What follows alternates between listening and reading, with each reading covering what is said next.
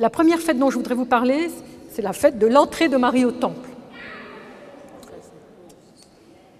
Alors vous savez que certains parlent de présentation, mais ce n'est pas seulement une présentation de Marie au temple, elle entre au temple, elle entre.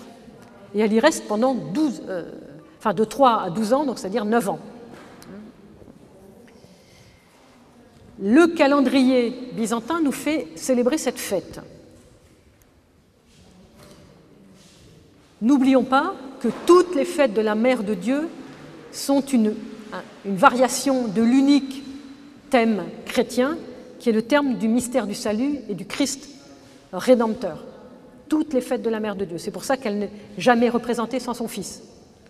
C'est une sorte, c'est comme si on déclinait une fête du mystère du salut de manière mariale dans la théologie de la Mère de Dieu. Cette fête de l'entrée de Marie au temple n'est pas une fête qui est relatée dans les évangiles. Voilà, donc c'est quand même pas rien.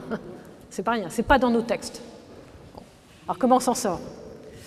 Vous savez très bien que la vraie tradition, elle est toujours faite de tradition écrite et de tradition orale.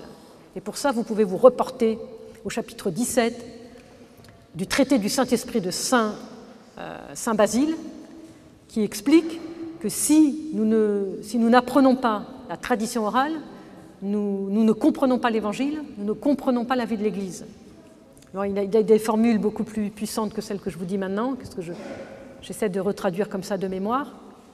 Et qui t'a appris à baptiser au nom du Père, du Fils et du Saint-Esprit? Qui t'a appris à faire le signe de croix? Qui t'a appris à dire ceci, gloire au Père et au Fils, après les psaumes, etc. Voilà. Qui t'a appris? C'est l'Église. Et si tu ne respectes pas ce que l'Église te propose, tu ne peux pas entrer vraiment dans le cœur de l'Évangile. Et tu ferais défaut à l'Évangile. Il te manquerait quelque chose d'essentiel par rapport à l'Évangile. C'est une parole très puissante. Bon. Ça confirme, donc, cette fête de la Mère de Dieu, la très haute autorité que nous donnons à la tradition de l'Église. Nos frères catholiques auraient plutôt tendance à dire l'Écriture et la tradition, de la mettre ensemble. Nous, même si on peut le dire évidemment comme ça, et ça nous va aussi, mais nous, on voudrait essayer d'aller plus loin, et là je m'appuie sur un travail du père Jean Brec, qui a produit un livre qui s'appelle « L'Écriture dans la tradition ». L'Écriture dans la tradition. Ça veut dire que la tradition, elle est en amont, elle est en aval, elle est au nord, elle est au sud, elle est à l'est, elle est à l'ouest, et l'Écriture est dedans. C'est-à-dire que l'Écriture est comprise dans la tradition. L'Écriture est même, excusez-moi le terme, une sorte de diminution de la tradition, une mise par écrit d'une petite partie de la tradition. Tout le reste, c'est tradition. Et nous savons très bien qu'on peut donner les évangiles à lire à n'importe qui, on n'en fera pas pour autant ni un chrétien, et encore moins un fils de l'Église. Pour faire quelqu'un fils de l'Église, il faut l'amener à l'Église. Voilà. C'est très important, hein, c'est capital. Et c'est comme ça dans toutes les traditions, y compris la tradition juive, parce que c'est d'eux que nous l'avons reçue. Encore une fois. Parce que la tradition juive va dire quoi? Va dire Torah écrite et Torah orale. Il n'y a pas de Torah écrite sans Torah orale, et la Torah orale précède la Torah écrite. Donc on a bien reçu ça aussi d'eux. Et non seulement la Torah orale précède, mais ce que Moïse va mettre par écrit dans le Pentateuque, c'est qu'une infime partie de tout ce qu'il a entendu de la part de Dieu quand il est monté au Sinaï. Une infime partie. Et tout le reste, il va l'expliquer, il va le transmettre par sa vie, par la vie de la communauté. Donc ça aussi, nous l'avons reçu. Il ne faut pas l'oublier. Alors, maintenant, même si l'entrée de Marie au temple n'est pas dans l'Évangile canonique, cette fête s'appuie cependant sur un écrit qui est postérieur au livre canonique, qui s'appelle le Protévangile de Jacques. Je pense que vous en avez tous entendu parler. Le Protévangile de Jacques est un des évangiles non canoniques qui est le plus ancien, qui date du IIe siècle.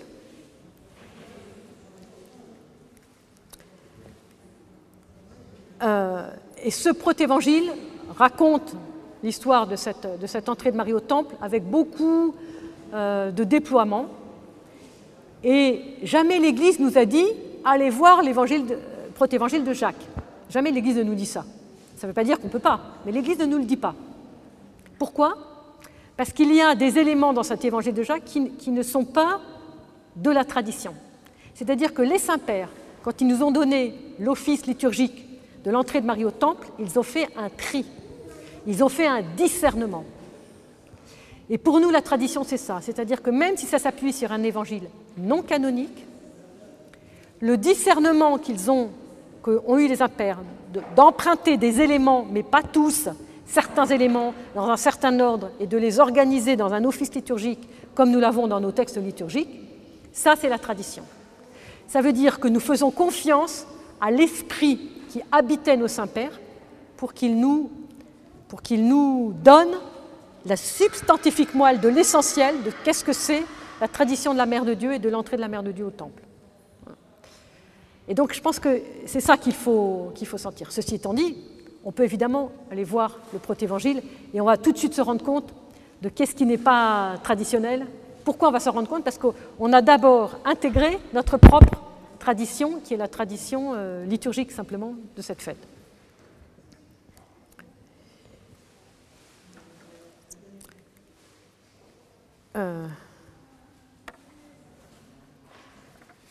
Et donc, pourquoi cette fête? C'est parce que Marie, alors premièrement, très important, toutes les grandes figures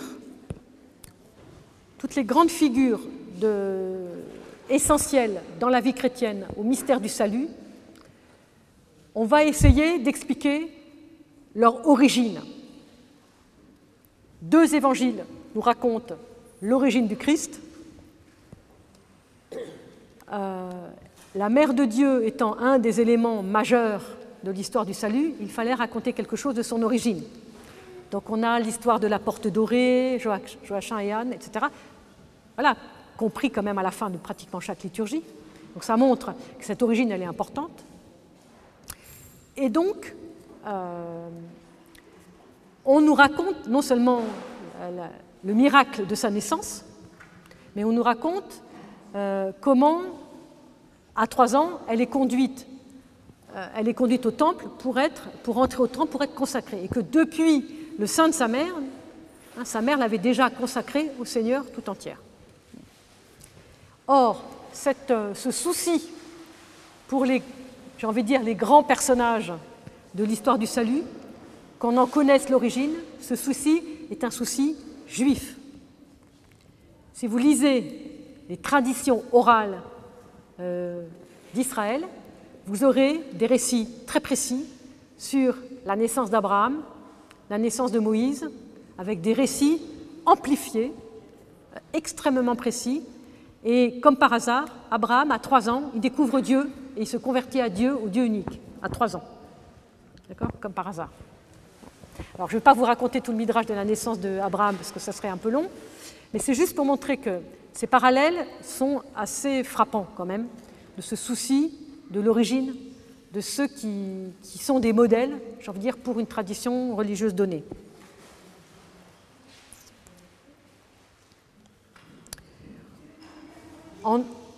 L'autre point très important aussi, c'est l'aspect de Midrash. On n'en a pas encore parlé ce matin.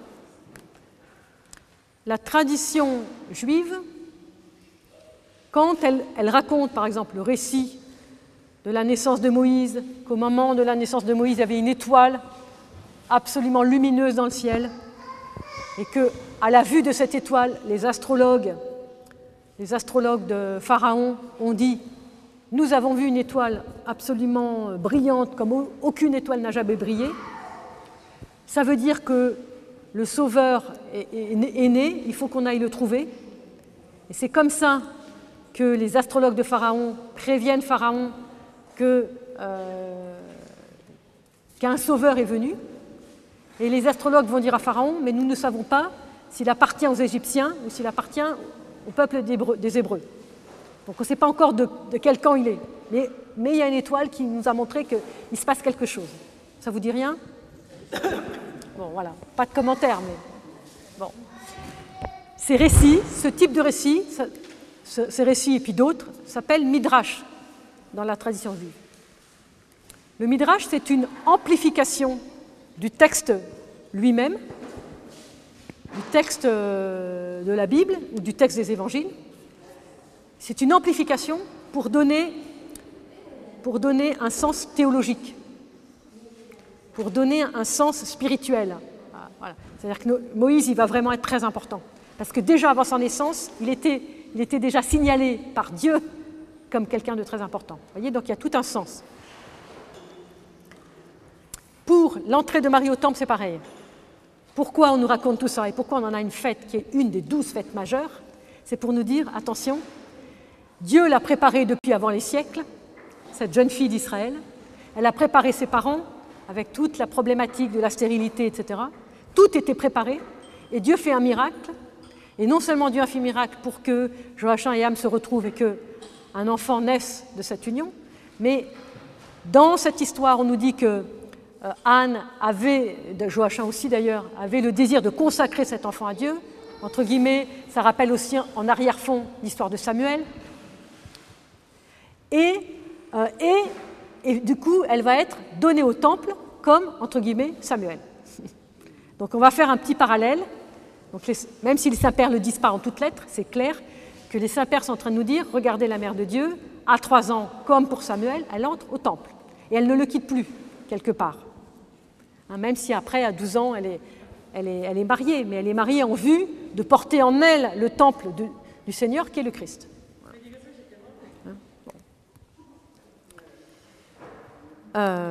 Donc ça, je pense qu'il faut aussi l'avoir à l'esprit.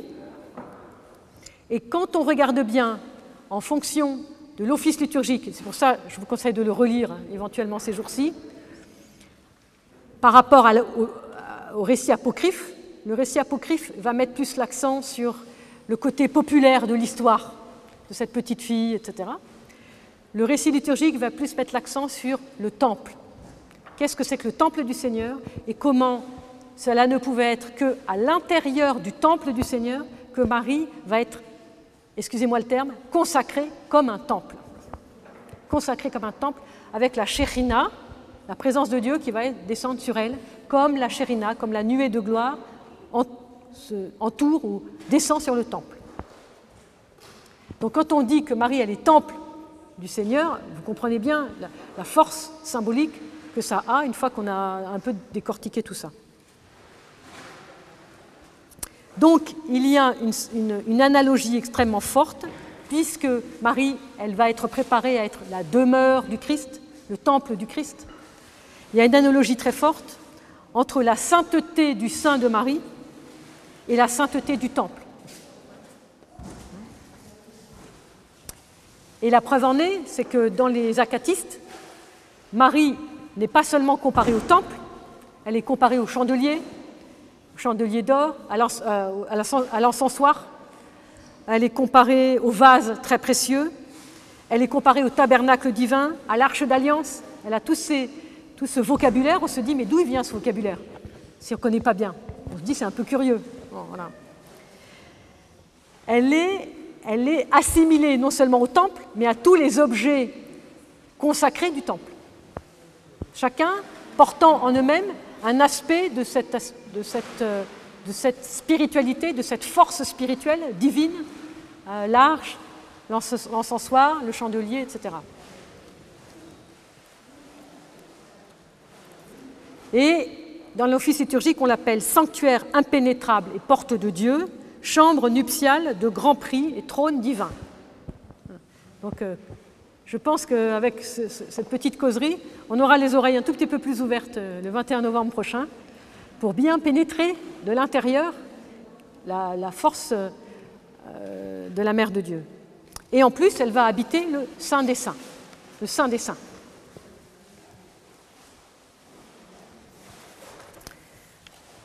Vous pensez bien que c'est pour ça qu'on est vraiment en plein midrash, quelque part, et qu'on est aussi en pleine symbolique. C'est absolument sûr que la mère du temple que la mère de Dieu n'est jamais entrée à 3 ans au temple de manière concrète, de manière entrée dans le temple, parce que d'abord les femmes n'entraient pas, tout simplement. Et ensuite, certainement pas dans le Saint des Saints, où seulement le grand prêtre n'entrait que dans le Saint des Saints. Et donc on peut se poser la question, mais alors on nous raconte quelque chose qui est faux ou qui est vrai? Et moi je vous dis tout de suite, ne confondez pas le réel et le vrai. Ce qui n'est pas réel est vrai, peut être vrai, parce que c'est la tradition qui nous le donne. Donc soyez bien conscients de ça. Nous sommes dans du vrai, parce que c'est la tradition de l'Église qui est vraie, et que rien n'est inexact dans la tradition de l'Église. Maintenant, il faut le comprendre. Il faut le comprendre justement d'une manière qui ne soit pas matérielle. Or, on sait très bien que dans ce temple, la Mère de Dieu, elle entre, mais elle entre pour s'offrir, et pour s'offrir, j'ai envie de dire par avance, non pas pour être une offrande sanglante, mais non sanglante. Donc elle annonce déjà l'offrande non sanglante du Christ sur l'autel que nous offrons chaque dimanche et parfois. Alors, si on regarde, juste pour faire une petite chose un peu plus précise, si on lit avec attention et avec cette conscience que nous sommes ici dans la tradition d'Israël, nous avons dans les 3 lectures des vêpres, nous avons tout ce que je suis en train de vous dire. Et donc la tradition de l'Église nous montre bien. Le premier jour du premier mois, donc c'est l'Exode, tu monteras la demeure, la tente de réunion, où tu déposeras l'arche du témoignage, que tu abriteras avec le voile. Tu apporteras la table, tu placeras l'autel d'or des parfums devant l'arche du témoignage, tu mettras le rideau à l'entrée de la demeure, tu prendras du crème et tu oindras la demeure, et elle deviendra chose sainte. Okay. Vous transposez tous ces éléments sur la Mère de Dieu, et on a tout.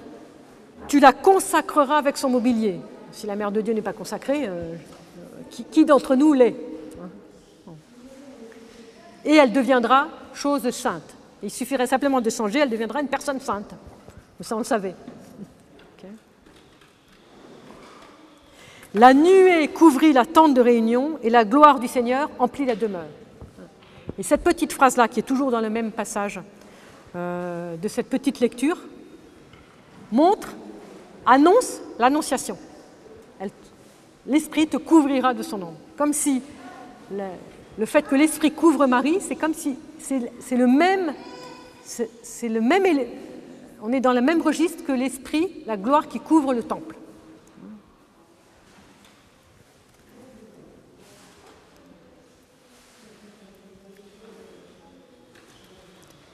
Ensuite, la seconde lecture, c'est le livre des rois.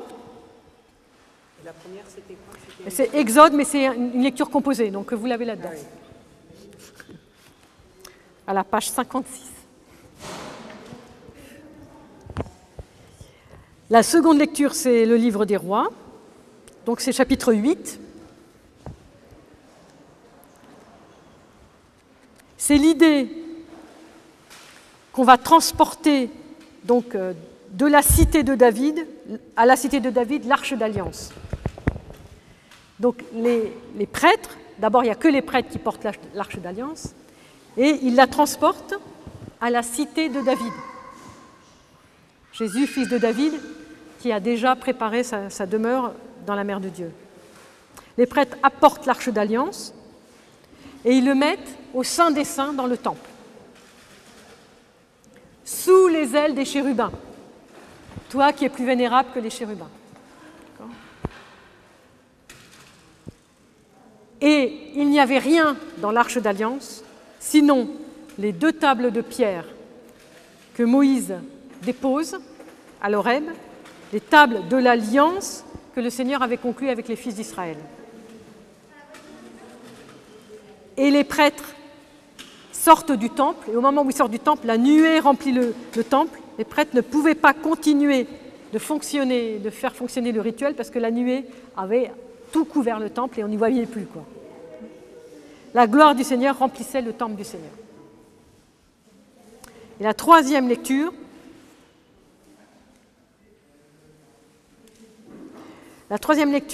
est davantage tournée vers la virginité de la Mère de Dieu, avant, pendant après, avec les 3 étoiles que nous connaissons sur les icônes. Donc c'est la prophétie d'Ézéchiel. Le Seigneur me dit, ce porche sera fermé, on ne l'ouvrira pas, on n'y passera pas, car le Seigneur, le Dieu d'Israël, y est passé. Je ne sais pas si vous avez jamais entendu ces lectures comme ça, mais c'est extraordinaire. Hein. Le Seigneur d'Israël y est passé, aussi sera-t-il fermé. Voilà.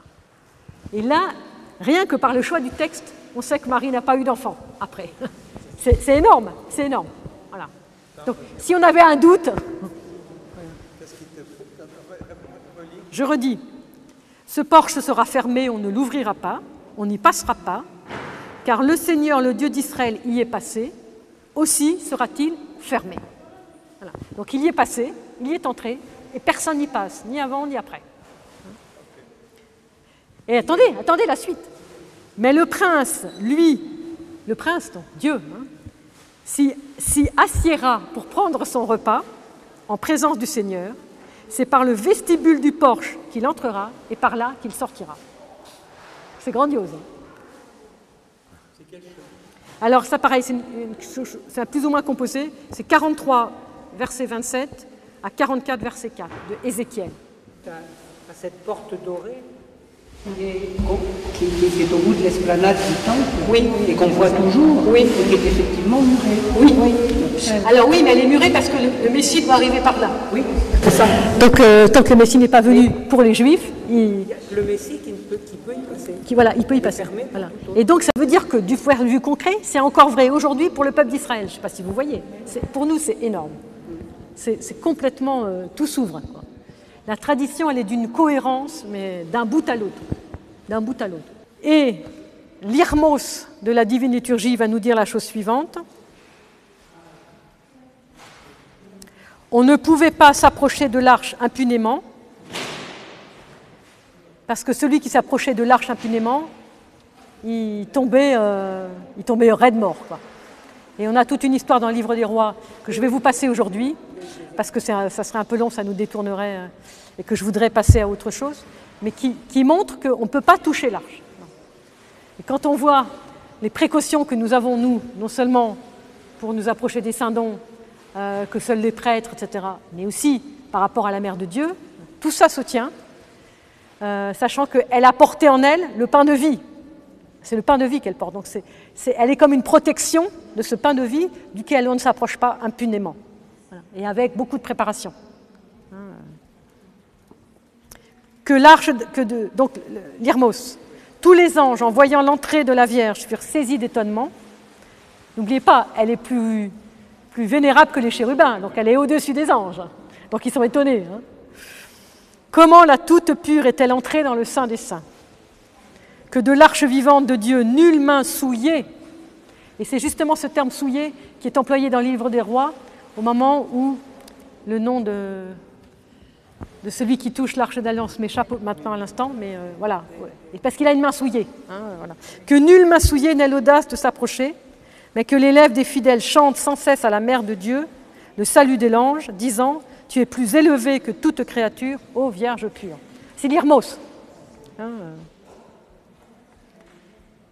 Et puis, nous terminons avec le Kondakion, le temple très pur du Sauveur, sa précieuse chambre nuptiale, la Mère de Dieu. La Vierge, trésor sacré de la gloire de Dieu, fait en ce jour son entrée dans la maison du Seigneur, apportant avec elle la grâce de l'Esprit divin, et les anges de Dieu lui disent « Voici le tabernacle céleste ». Voilà, le nouveau temple. Donc avant que le Christ lui-même soit appelé nouveau temple, la Mère de Dieu l'est déjà appelée. Vous voyez toute la préparation. Et tout ça s'inscrit dans les textes du Premier Testament. Je ne sais pas si vous voyez. Et pour nous, c'est lumineux, quoi. C'est énorme. Ce que tu disais, le premier évangile de Jacques, le rapport au temple, c'est spécifiquement le rideau. Oui, oui. C'est important parce que ça, c'est vraiment en plein Midrash, qui est repris par l'Épître aux Hébreux. Oui. Pourquoi? C'est toi qui as mis ça, c'est toi qui l'as parlé.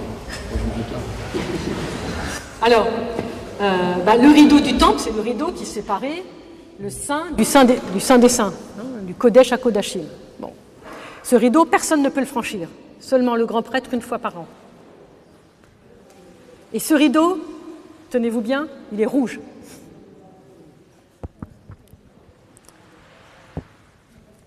Et qu'est-ce qui filait ce rideau? Chaque année, il était changé, il était neuf, et celle qui le filait était une des filles d'Israël que les grands prêtres choisissaient parmi les plus pures et les plus parfaites. L'année de l'Annonciation, c'est la mère de Dieu qui a été choisie pour filer le rideau du temple. Et quand on regarde les icônes, elle a bien une quenouille qui est rouge. Le rideau du temple aussi témoigne, comme nous le disons à d'autres moments dans l'année liturgique, de la séparation entre le monde d'ici et le monde d'en haut. C'est notre iconostase, bon. Sachant que la Mère de Dieu, si elle entre dans le Saint des Saints, c'est qu'elle entre déjà dans le monde d'en haut, c'est qu'elle y est déjà. C'est pour ça que les anges disent, s'étonnent. Voilà. Mais comme elle est au-dessus des chérubins, déjà cette préparation où un ange la nourrit comme la manne a nourri le peuple au désert, où un ange la nourrit pendant les 9 ans où elle est dans le sanctuaire, et où elle médite jour et nuit la loi de Dieu. Et l'Épître aux Hébreux... Jésus s'est entré dans le sanctuaire à travers sa chair, à travers le voile, c'est-à-dire... C'est sa chair, voilà. C'est pris de là. C'est pris de là. C'est la chair, c'est le rouge. C'est le rouge. La chair, de toute façon, dans l'iconographie, si le Christ est en rouge, c'est parce que c'est le sang, c'est la chair.